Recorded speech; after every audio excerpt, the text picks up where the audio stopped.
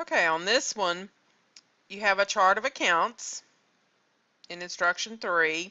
You have your transactions for January 1st through the 29th. And they're wanting you to post those to the general ledger accounts in chronological order. Use post reference J1 for January 1 and J2 for January 11 through 29. Now what that J stands for is Journal 1, which is where you would have gotten these amounts from the journal, because we start with a journal and put it in the date order, and then we transfer those amounts to a general ledger that puts them in order by account. So we have account balances. Okay, so we'll start with the first one. Bernique invested cash in the business, $12,308. So I'm going to go to my cash account, which is the first one, January 1st, and it already has a J1, and it is a debit of $12,308, which gives us a debit balance of $12,308. So we are keeping a running balance, a running total. So the first two columns, this is called a 4-column ledger. The first two columns are for the transactions themselves. In this particular case, in cash, it's a debit to increase it, a credit to decrease it. And you should have all debit balances. You should not wind up with anything, any credit balance, because that would mean that you were in the red. The other account that's affected, I'm going to scroll down to capital, and it's January 1st, and it is a credit, and I've already forgotten the amount, $12,308. And I went too far.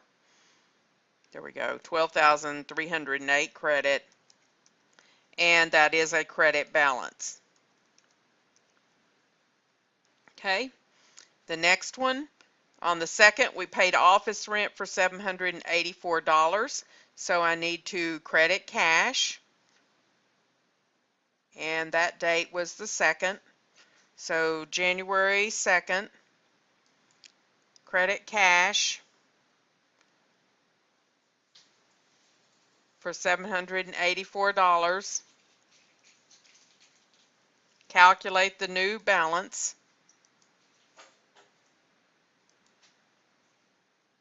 which would be 12,308 minus the 784, and it's 11,524, and it would be on the debit side because it is an asset. Okay, then I go to what I paid, which was rent expense. Most of these are in logical order because when you think about it, at the beginning of every month you do have to pay your rent, and it's a debit of $784, and that's a debit balance of $784, so you have to put it twice. You won't have a credit balance in rent. You won't unless something weird had happened, and most of the time you won't have a credit until the last day of the month when you empty it out, and we'll talk about that later.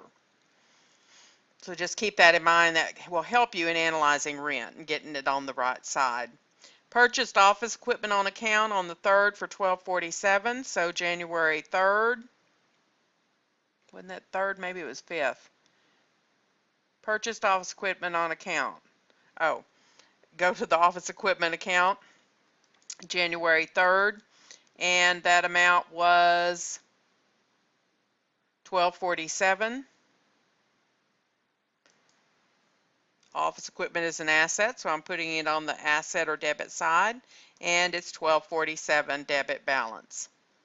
And we purchased that office equipment on account, so we owe more money. So we go to accounts payable, January 3rd, and this is a credit of $1247, and that's our first entry, so it's a $1247 balance, also a credit.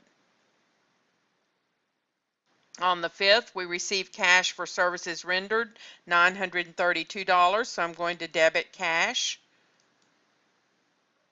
Debit $932, and I'm going to find the new balance, which is $11,524 plus 932,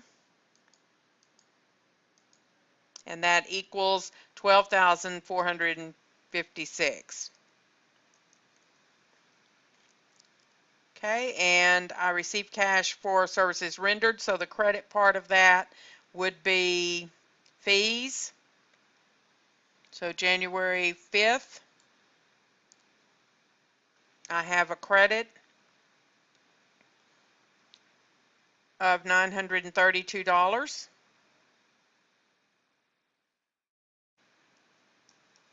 and that gives me a credit balance of $932 since that's my first fees for the month. Okay, the next one, I paid a telephone bill for $62, so that date, I'm sorry, was on the 8th. So January 8th, I paid a bill, cash of $32, and so I'm going to subtract minus 32 equals 12,424. And what I was paying there was a telephone bill. And actually that was $62, so I've messed up. So I put 6 there. Always look back. That is a good indicator as to whether you're accurate or not. You can check. You want to second check yourself all the time. Minus $62 equals 12,394.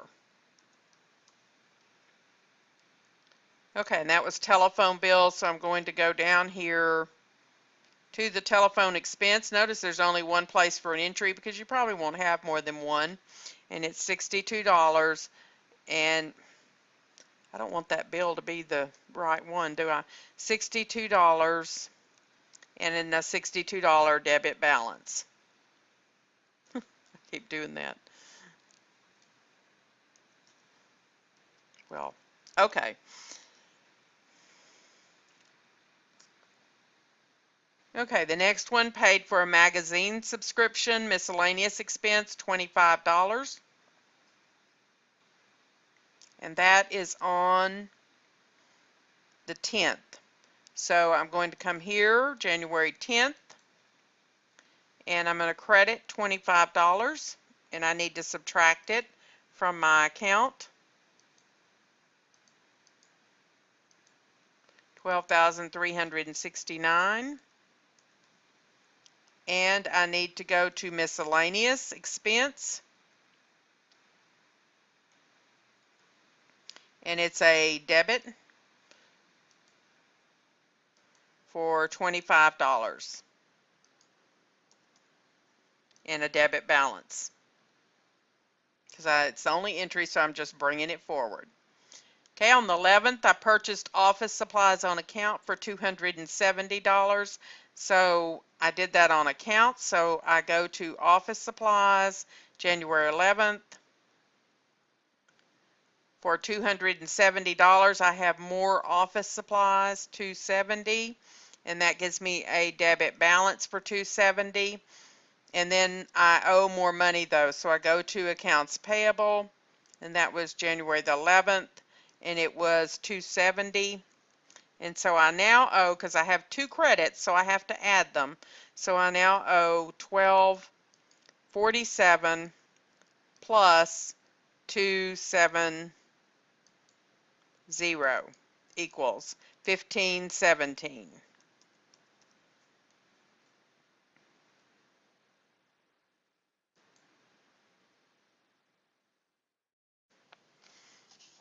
Okay, on January 15th, made a payment on account for $228. So we're going to go to cash, and that was January the 15th. And we made a payment on account of $228. And it was on account.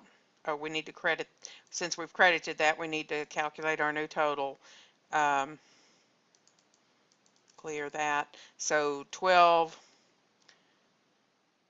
$369 minus the credit of $228 equals $12,141. And then we go to our accounts payable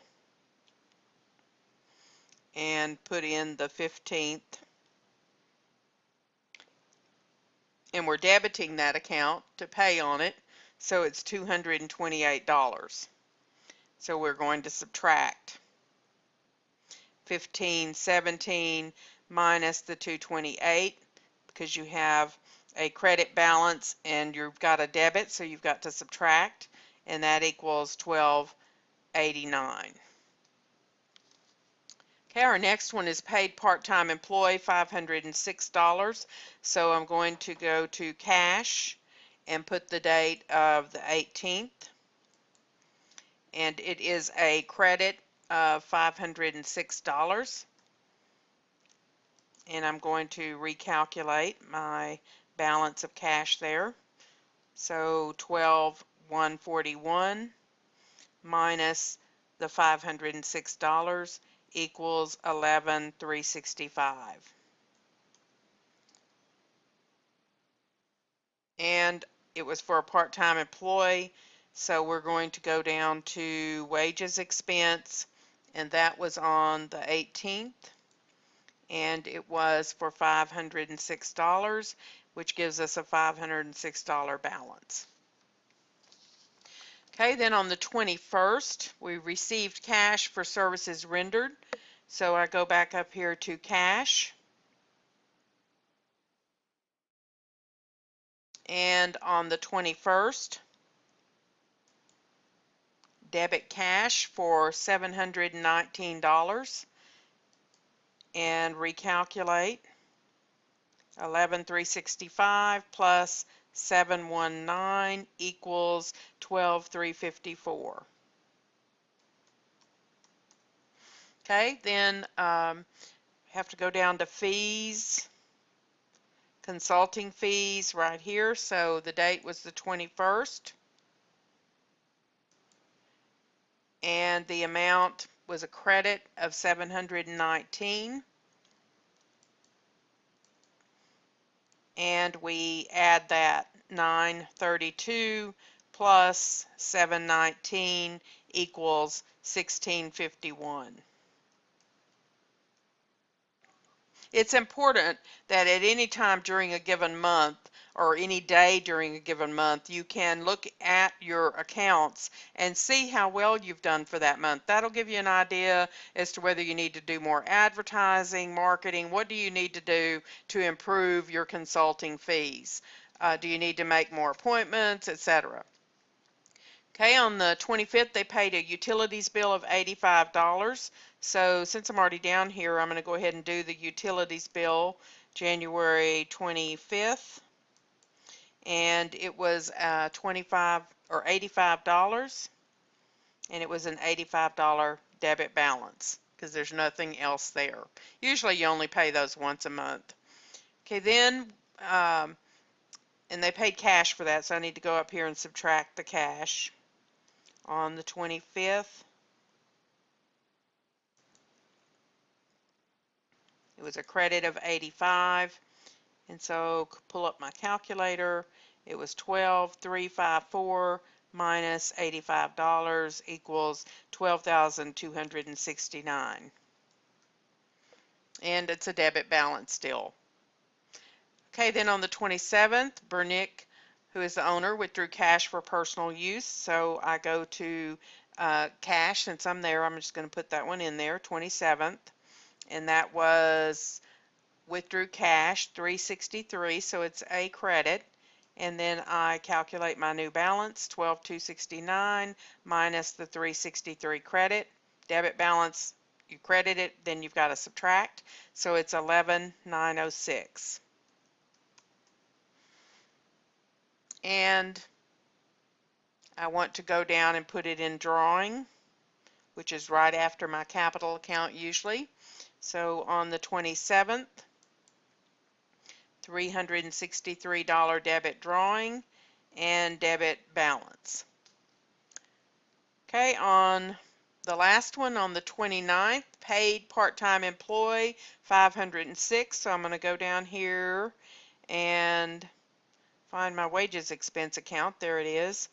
The expenses are usually in alphabetical order, so I'm not sure why they're not here, but normally you would keep your accounts in order of classification, so all your assets are first. Your assets are usually listed by liquidity. In other words, cash is first because it's already liquidated into cash, and then so on. And then your things like your expenses would be in alphabetical order. So we paid part-time employee $506. Okay, we had already done that once, so I guess we pay them every 2 weeks. So we want to add those two together. 506 plus 506 equals $1,012. Both of them are debits because that's an expense. And then we've got to go up here and subtract that out of cash. So that would be January 29th. And it's a credit of 506. And so we'd subtract it out of there, 11,906.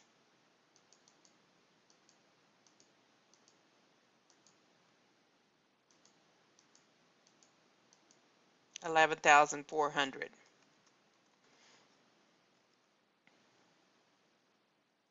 Okay, the next part of this is to prepare a trial balance. Once you have posted all of your entries into the ledger, the next step of the accounting cycle is to prepare a trial balance. They call it trial because it shows you whether your debits equal your credits, and if they don't, you can start looking for your error. So it's real important that you do this next. So the first thing you might want to do is take a pencil and paper and write down all your balances so you don't have to keep scrolling back and forth. For instance, cash is 11,400. So I'm going to go down here and my account title should be cash, and it should be, and it's an account, they want the account number, so I need to go back up and look at that. Cash's account number is 101.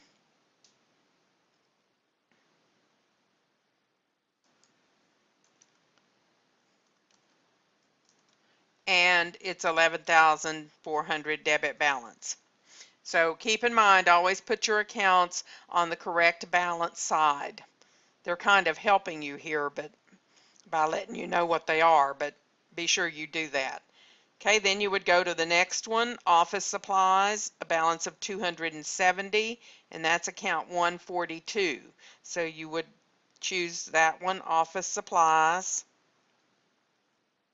The reason they're different colors, one's white and it's every other, is to help you read the lines. So it's account 142, and I believe it was, I've already forgotten, office supplies,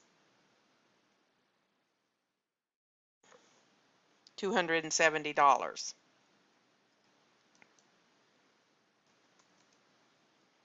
Okay, and I'm going to stop there and let you finish that, and then total the two sides when you're finished to be sure that they are accurate, and then check your work.